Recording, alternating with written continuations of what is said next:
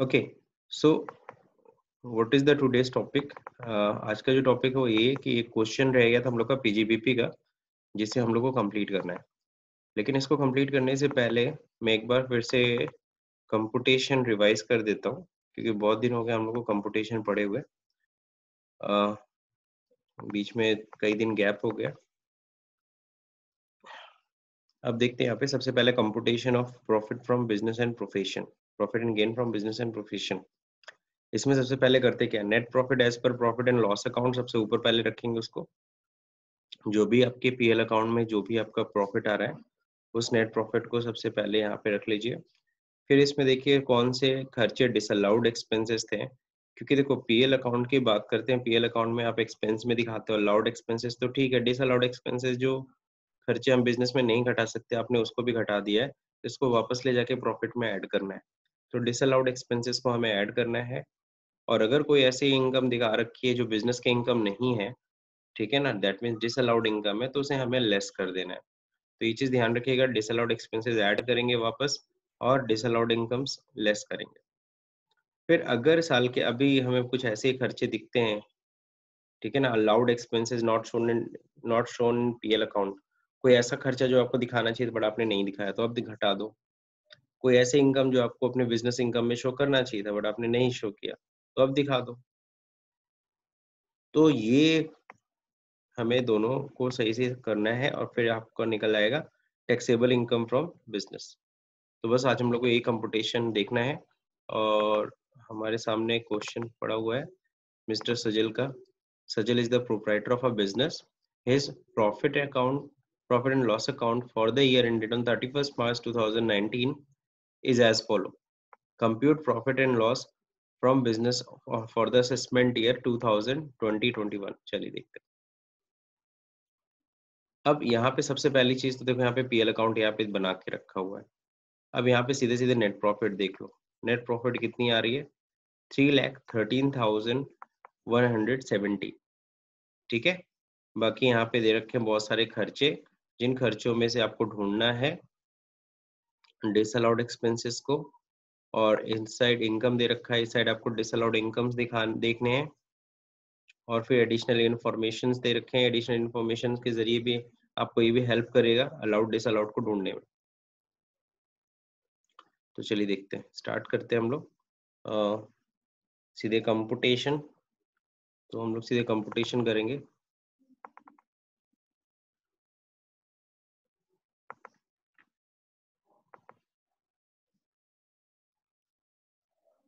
Okay, इसी format को मैं कॉपी कर लेता हूँ, इसी में हम लोग सॉल्व कर लेंगे।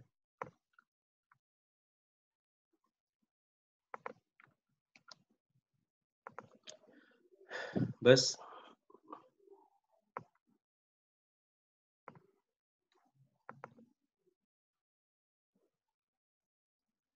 ओके, तो देखिए यहाँ पे सबसे पहले नेट प्रॉफिट हम लोग देख लेंगे। नेट प्रॉफिट कितनी थी,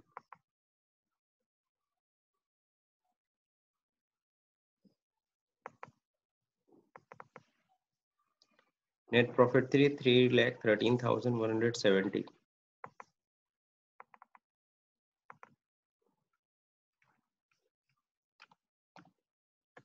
okay, so this is the net profit. अब हमें जितने भी डिसअलाउड एक्सपेंसेस हैं उसे देखने हैं और उसे वापस प्रॉफिट में ले जाके ऐड करना है। तो देखिए खर्चे में कौन से खर्चे डिसअलाउड दिख रहे हैं। सबसे पहला खर्चा तो सॉरी यहाँ पे रेंट एंड टैक्सेस यहाँ पे पहले से मैंने हाईलाइट कर दिया है because of additional information. Rent and taxes हम लोग देख लेते हैं। रेंट एंड टैक्स कितना दे रखा है, 29,000। तो यहाँ पे रेड इसलिए किया गया डिसअलाउड सोच के, क्योंकि नीचे देखो एडिशनल इंफॉर्मेशन में दे रखा है कि rent and taxes includes 23,000 paid for the residential house of Sajal. Sajal ये अपने जो जिसमें रह रहा है उस मकान का किराया देता है। लेकिन इसमें यहाँ पे दे रखा है कि Sajal carries on his business from rented premise, और इसी किराए के मकान में ये अपना बिजनेस भी चला रहा है। Half of which is use for residential purpose, यानी आधा जो यूज कर रहा है वो रेजिडेंशियल पर्पस के लिए यूज कर रहा है। यानी कि 29,000 रुपए देखो टोटल रेंट पे खर्च कर रहा है ना। टोटल रेंट पे आप देख रहे होगे 29,000 रुपए खर्च कर रहा है। जिसमें से 23,000 रुपए उस मकान का रेंट दे रहा है जिसमें वो खुद रह रहा है, और उसमें भी आधे पे वो बिजनेस करता है, आधे में रहता है। तो इसमें ध्यान रखिएगा, नहीं आधा 11,500 रुपए डिसअलाउड होगा। तो 11,500 रुपए रेंट क्या है, डिसअलाउड है। इसको हम लोग पहले डिसअलाउड कर लेते हैं। रेंट एंड टैक्सेस लिखा था,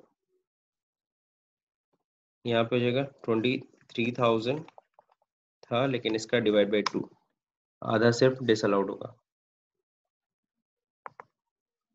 अब देखते हैं यहाँ पे अगला पॉइंट, सैलरी ठीक लग रहा है, जनरल एक्सपेंसेस ठीक है, हाउस होल्ड एक्सपेंस, घरेलू खर्चे इन्होंने देखा रखे हैं यहाँ पे, तो हाउस होल्ड एक्सपेंसेस ये डिसअलाउड हो जाएगा। हाउस होल्ड एक्सपेंसेस 17,300 है।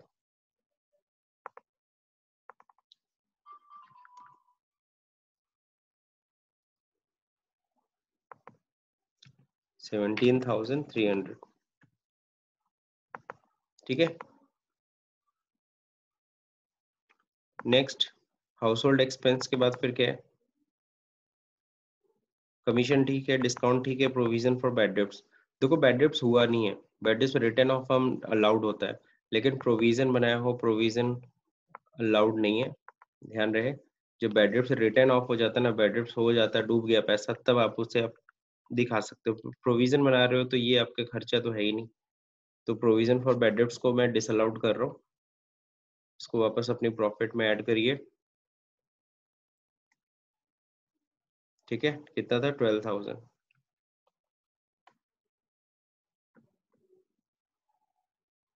नेक्स्ट देखिए, लॉ चार्जेस, पोस्टेज तो ठीक लग रहा है, लॉ चार्जेस में क्या प्रॉब्लम है, एडिशनल इन्फॉर्मेशन देखना पड़ेगा। कह रहा है legal charges are in connection with the trademark, और आप सभी को पता है ट्रेडमार्क तो कैपिटलाइज होती है, तो इसको खर्चे में कैसे शो कर दिया, ये तो एसेट की कॉस्ट में ऐड होनी चाहिए थी, तो इसको लॉ चार्जेस 4,500 ये भी डिसअलाउड होगा। एक मिनट मैं रो इंसर्ट कर देता हूँ।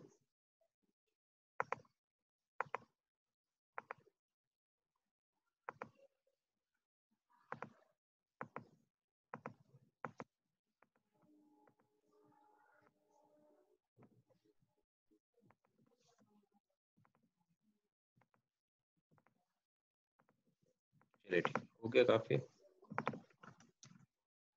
लॉ चार्जेस 4,500 ये डिसअलाउड हो गया। डिसअलाउड क्यों हुआ है लॉ चार्जेस, सबने समझा, क्योंकि ये कैपिटलाइज होना चाहिए, ये कैपिटल एक्सपेंडिचर है, ये आपके ट्रेडमार्क की कॉस्ट में ऐड होनी चाहिए, ना कि आपके खर्चे में दिखनी चाहिए। एडवर्टाइजिंग, एडवर्टाइजिंग तो ठीक लग रही है, लेकिन एडवर्टाइजिंग में देखो नीचे क्या दे रखा है, advertisement expense includes 5,500 rupees for opening a new shop in the market. तो इसको 5 ईयर में हम लोग राइट ऑफ करते हैं, पूरा एक ही साल में नहीं दिखाते हैं, इस साल सिर्फ 1,100 रुपये दिखाना चाहिए था, और 4,400 रुपये इन्होंने यहाँ पे इन्होंने क्या कर दिया है, कह रहा है कि एडवर्टीजमेंट में 5,500 रुपये वो शामिल है, इस 15,500 में 5,500 वही वाला शामिल है, तो इसमें हमें 4,400 रुपये एक्स्ट्रा दिखा रखा है, 1,100 रुपये बस ऐड करने थे, यानी कि ये 5,500 रुपये 5 साल में हमें दिखाना था, तो इस साल तो हमें 1,100 ही दिखाते ना, इन्होंने पूरा 5,500 दिखा दिया, तो 4,400 रुपये एक्स्ट्रा दिखाए, तो 4,400 रुपये डिसअलाउड कर देंगे हम लोग, सॉरी।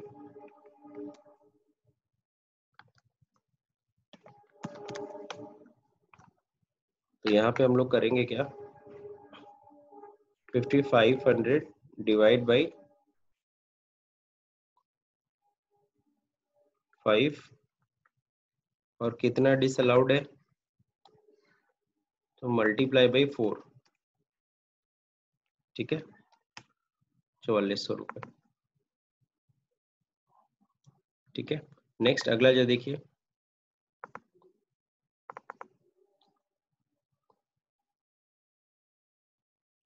गिफ्ट्स एंड प्रेजेंट्स, कोई ऐसी इंफॉर्मेशन है नहीं, गिफ्ट्स एंड प्रेजेंट्स डिसअलाउड है।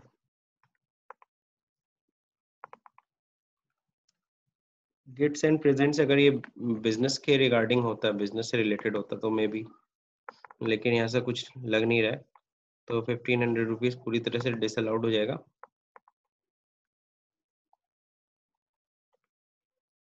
नेक्स्ट अगला जो देखिए, इंश्योरेंस प्रीमियम ऑन गुड्स ठीक लग रहा है, ये बिजनेस का खर्चा है, सेल्स टैक्स भी ठीक है। Loss on sale of personal car, तो पर्सनल कार को बेचने में अगर कोई लॉस हुआ तो उसको क्यों बिजनेस में दिखाया गया, तो ये भी गलत है। 18,000 रुपीज।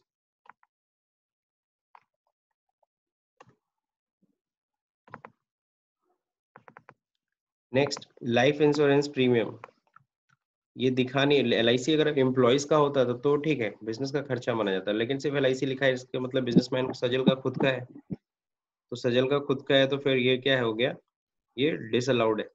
17,000, जी हाँ।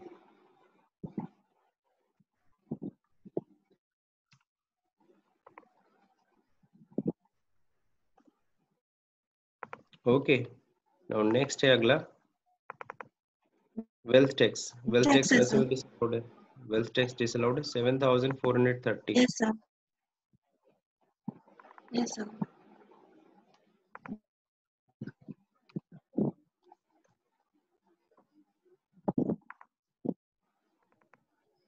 नेक्स्ट इंटरेस्ट ऑन कैपिटल, हाँ, तो interest on 1,500, sir. Capital, interest on capital ये डिसअलाउड क्यों है, इसको लेकर के मैं आपको बता रहा हूँ, अगर ये पार्टनरशिप फर्म होता तो अलाउड होता, सोल प्रोप्राइटरशिप है, अलाउड नहीं है। अब ये ऐसा Yes. क्यों होता है, इसको मैं एक छोटा सा सैंपल में आपको समझा दे रहा हूँ यहाँ पे साइड में। देखिए, अगर हम लोग बात करें, मिस्टर ए हैं, मिस्टर बी हैं और मिस्टर सी हैं, ठीक है ना, सपोज अब तीनों ने एक फर्म खोली, तीनों ने एक फर्म क्या खोली, मिस्टर ए है, मिस्टर ए के पास पैसा ही नहीं है, no money. Mister B, mister C, इनके पास काफी पैसा है, मिस्टर ए को बिजनेस करना था, मिस्टर ए के पास लेकिन पैसे नहीं थे, और बिना कैपिटल के आप बिजनेस कैसे कर सकते हो। अब बी की बात करूं तो बी के पास भी पैसे हैं, सी के पास भी पैसे हैं, ये सभी फ्रेंड है बेसिकली। तो मिस्टर ए ने क्या किया, अपना बिजनेस का कंसेप्ट लेके गया बी और सी के पास, उसने कहा यार देखो ऐसा बिजनेस है, बहुत बढ़िया चलेगा, इसमें कैपिटल लगाना होगा। तो बी और सी ने कहा चलो ठीक है लगा देंगे, तो बी और सी ने इसमें कैपिटल लगा दिया। सपोज करो कैपिटल कितना, 5-10 लाख चाहिए था, 5 लाख बी ने लगाया, 5 लाख सी ने लगाया। बात समझना है, छोटी सी स्टोरी से मैं आपको इंटरेस्ट ऑन कैपिटल समझा रहा हूँ। अब क्या है, फिर मिस्टर ए ने कहा, क्या कहा, ठीक है इसमें क्या करना, बिजनेस सारा मैं कर देखूंगा, आप लोग को बस पैसा लगाना है, ठीक है ना, तो आप लोग पैसा लगाओ। तो बी और सी ने कहा भी कि हाँ भाई देखो भाई, मेरे से हम लोग वैसे इतना टाइम भी नहीं है, हम लोग बाकी काम में व्यस्त रहते हैं, तो इसलिए हम लोग पैसा दे रहे हैं, आप बिजनेस अच्छे से करो, और जो भी प्रॉफिट होगा, तो तुरंत ये नहीं बोला देखो जो भी प्रॉफिट होगा उसमें सब लोग बराबर बराबर हिस्सेदार रहेंगे। तो ठीक है, चूंकि सब फ्रेंड थे मान गए। तो यानी कि जो रेशियो था, पीएसआर मतलब profit sharing ratio, profit sharing ratio देखो क्या था, 1:1:1, ठीक है ना। प्रॉफिट शेयरिंग रेशियो 1:1:1, यानी तीनों बराबरी प्रॉफिट बांट रहे हैं। बिजनेस ए ने किया, अच्छा चला, सब प्रॉफिट बराबर बराबर बांट रहे हैं, कहीं कोई दिक्कत नहीं। लेकिन आप सभी को पता है ए क्या था, ए थोड़ा चालाक था। ए चालाक क्यों है, क्योंकि उसको पता है आज तो इन बी और सी को दिक्कत नहीं हो रही है, लेकिन आगे जाकर के बी और सी को दिक्कत होगी, क्योंकि कल को ये दोनों बैठ के जरूर सोचेंगे कि यार सारा पैसा तो हम लोगों ने लगाया, इसने तो सिर्फ दिमाग लगाया। इसने क्या लगाया, इसने पैसा नहीं लगाया, इसने सिर्फ क्या लगाया, इसने यू कैन से ब्रेन लगाया अपना, है ना, इसने अपना ब्रेन लगाया, इन दोनों ने अपना कैपिटल लगाया, इसने अपना बिजनेस माइंड अपना लगाया। अब कल को ये जरूर दिक्कत होगा इन दोनों को, और कहीं ना कहीं इसको बाहर करने की ये सोचेंगे।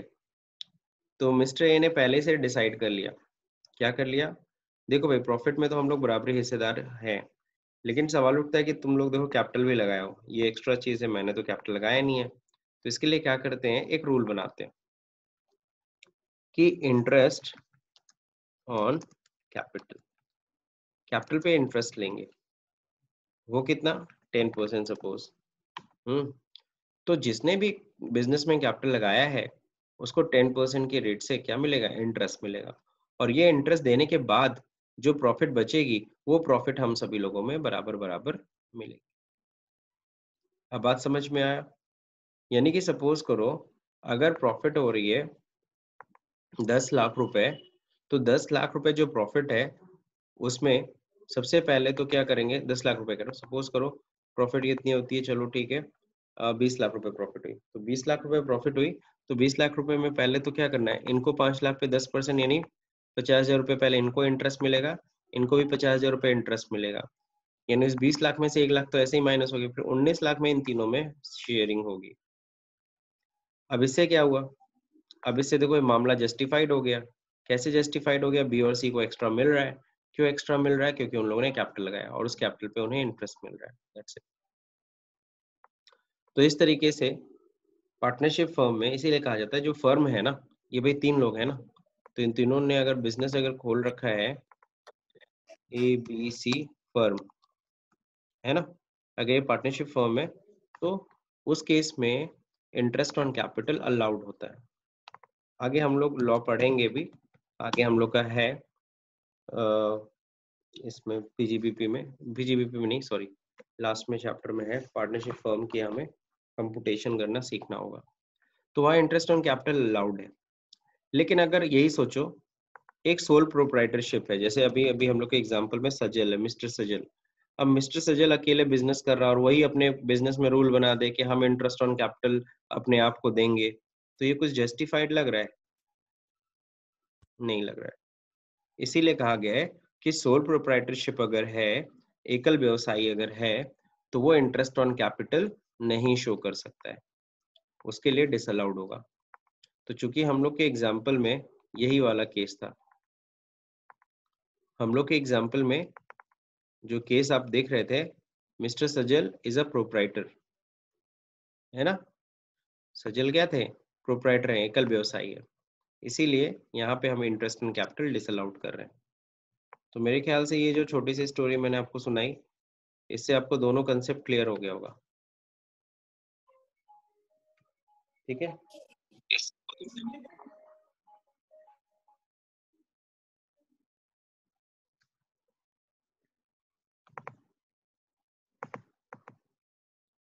सो यहाँ पे देखते हैं हम लोग,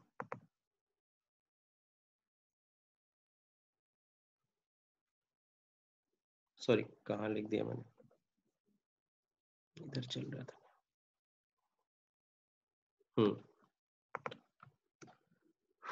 इंटरेस्ट ऑन कैपिटल कितना अमाउंट था इंटरेस्ट ऑन कैपिटल का, 3500 rupees. Yes, sir.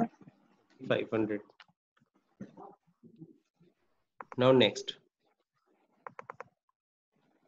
Audit fees, ठीक है, बिजनेस का खर्चा है, interest on bank loan business का खर्चा है, डेप्रिसिएशन ये जाहिर सी बात है बिजनेस काउंटिंग रूल के अनुसार है, हमें इनकम टैक्स का डेप्रिसिएशन दिखाना है, तो 25,000 रुपये डेप्रिसिएशन डिसअलाउड कर देंगे।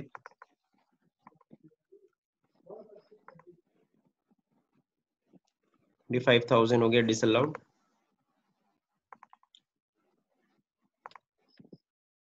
अगला क्वेश्चन में देखते हैं provision for income tax, again provision नहीं दिखा सकते, इनकम टैक्स भी पेड होता तब भी नहीं, वो डिसअलाउड होता है।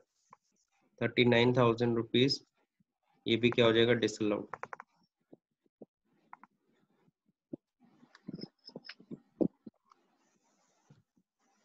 तो ये सारे डिसअलाउड एक्सपेंसेस देखो मैंने दिखा दिए।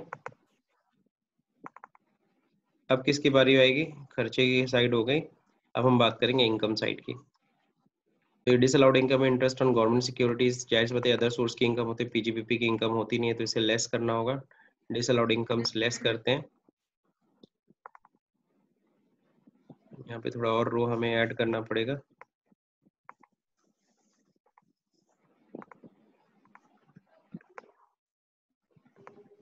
चलिए तो गैप ले लेते हैं, लेस डिसअलाउड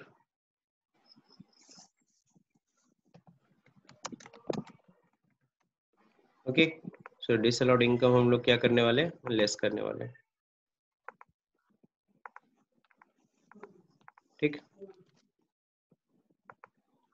तो डिसअलाउड इनकम में सबसे पहला क्या है? Interest on government securities. Interest on government securities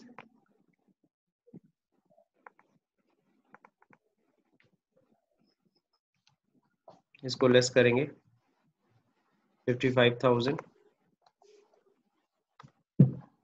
next second क्या है? सॉरी 52,000 है। 52,000। Next Yes. Rent on house property income, ये भी हाउस प्रॉपर्टी की इनकम है 54,000।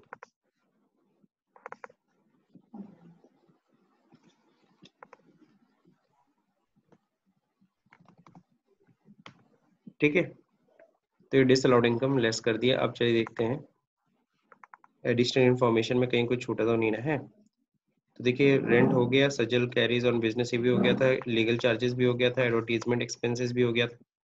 फिर depreciation as per income tax 17,000 है। तो डेप्रिसिएशन ये दिखाएंगे हम लोग,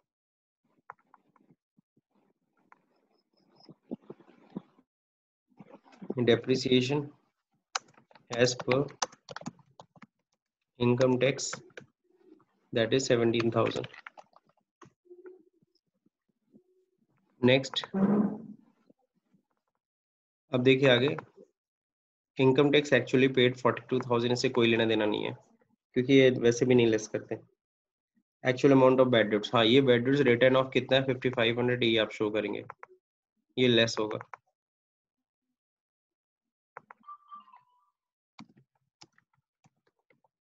बैड डेट्स, तो बैड डेट्स है कितना 5500। दैट्स इट, ये कंप्लीट हुआ। बाकी ये जो रेड से मैंने किया हुआ है ना, इसको हम लोग क्या कर लेते हैं ब्लैक।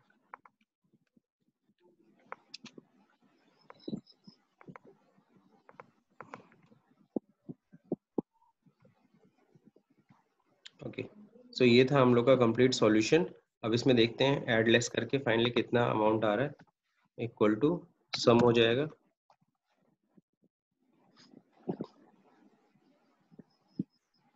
इसको पहले पूरा सम करते हैं, ठीक है, फिर इसमें से minus sum of less side आ गया 3,46,700। तो ये आ गया क्या, नेट प्रॉफिट एज पर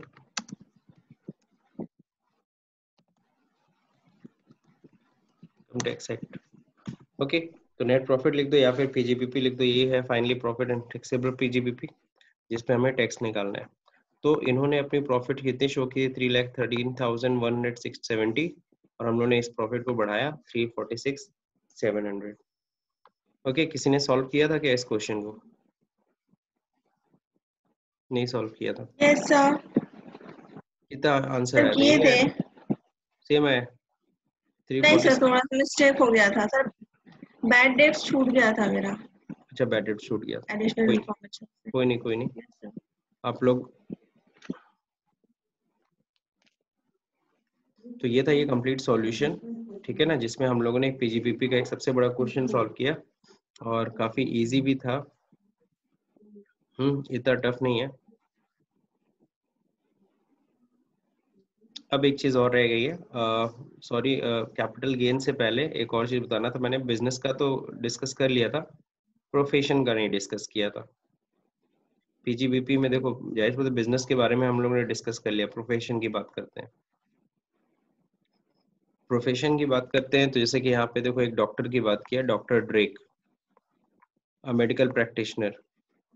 तो ये मेडिकल प्रैक्टिशनर है, maintains his books of accounts on cash basis, यानी ये कैश बुक बनाते, कैश बुक समझते हो, एक तरफ रिसिप्ट, इधर रिसिप्ट दिखाते हैं, इधर सारे पेमेंट्स दिखाते हैं, है ना। तो इधर लाइन से सारे रिसिप्ट दिखाए, कितना पैसा आया कितना पैसा गया है। Following the receipt and payment account for the ending on 31st March 2019, इसको कर देते हैं। Calculate the gross total income of doctor Drake for the assessment year हो जाएगा यहाँ पे 1 मिनट 31 मार्च 2020 कर देते हैं।